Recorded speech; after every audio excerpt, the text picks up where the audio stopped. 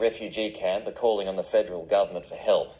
The women have spoken out about their experiences, claiming they were tricked by their husbands and sons into travelling to the terrorist hotspot to join Islamic State. 28-year-old Miriam Debousi claims she was on holiday in Turkey when she was bundled into a car and taken across the border to a house bearing an IS flag. She says she's running out of options and wants a better life for her young family. I'd like the Australian government to know that we're actually broken. I think we're shattered. We are broken people.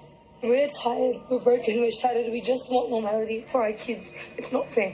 It's not fair for the kids. It's not fair for us. Most of us didn't even come willingly here.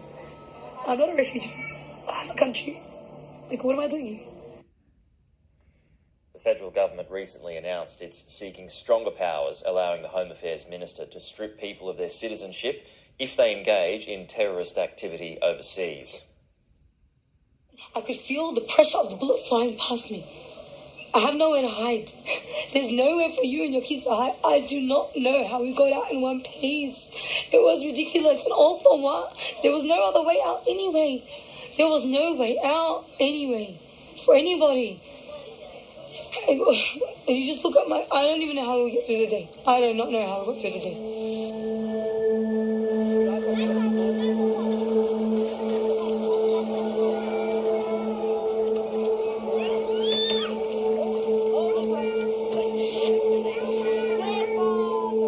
Mariam and Nesreen live in El Hall's Australian section. They're bringing Kamal and Hiam to see the rest of the women and children.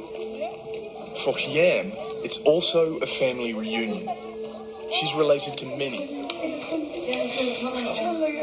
don't want to come to me? You want to be the boy? You want to come to me? Kamal and Hiam are meeting most of their grandchildren for the first time. I'm your real data. Shut up. It's too serious.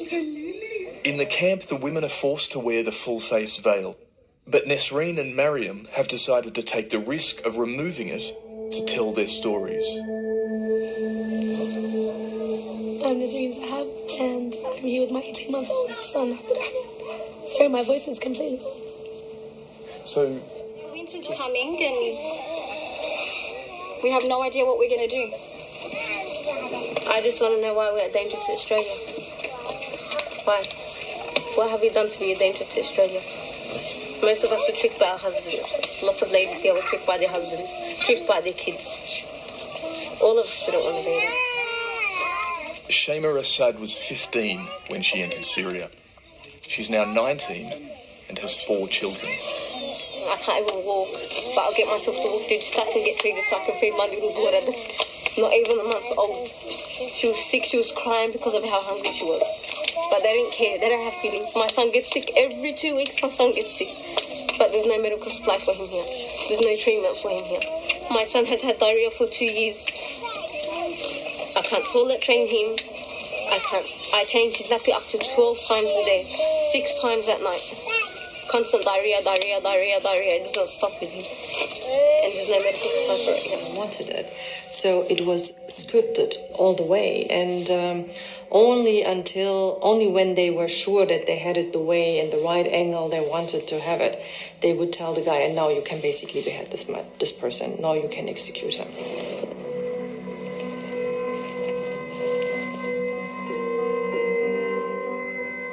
You know, when I watch the real violence in these videos, I find it, just profoundly disturbing in a way that, even the bloodiest horror movie does not affect me.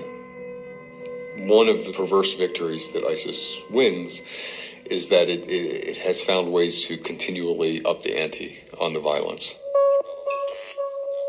J.M. Berger has very precisely... I'm going to do a little short posting about what happened to all the little young women who went to Syria to marry ISIS jihadis. What happened to them? Well, some of them have died. Others are living in the Al Hol refugee prison camp in Northern Syria under the most horrendous living conditions in tents in the desert. Some 70,000 of them mostly women and children. Some of them they are from every country, almost every country in the world, Westerners. But the focus really is on the Australians, because the Australians have dispatched their news people there, whereas the Americans have not. We are so embroiled in our own problems in the impeachment of our president that we have ignored this area, especially after President Trump pulled our troops out of there. We are only in a very small section, the oil fields in Syria, guarding the oil fields, and not elsewhere. I think the previous administration, the Obama administration, has a lot to blame for this, for lengthening the war against ISIS. You know, President Trump went in and just kicked them all out.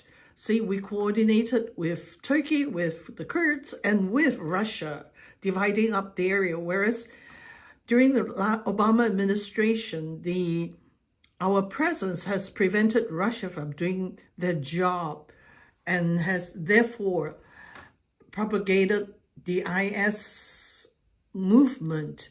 And what are you seeing here? This is a picture of the woman who's recruiting the young women from European countries, telling them how wonderful it is to join this movement. These young girls from Europe are very coddled, they're very sheltered. They're Muslims, so they do not mix with their counterparts in wherever country they're living in. They don't go to parties, the mall, or to summer camp. So I guess to go to Syria to join another Muslim group would be a very exciting adventure. Little did they know that this is war zone, and it's not what it shows on the television screen by these kind of recruiters. They recruit young women. The whole job is to marry or nikah the jihadis and have children. You know, one girl, 19 years old. It's been 5 years since they were all there.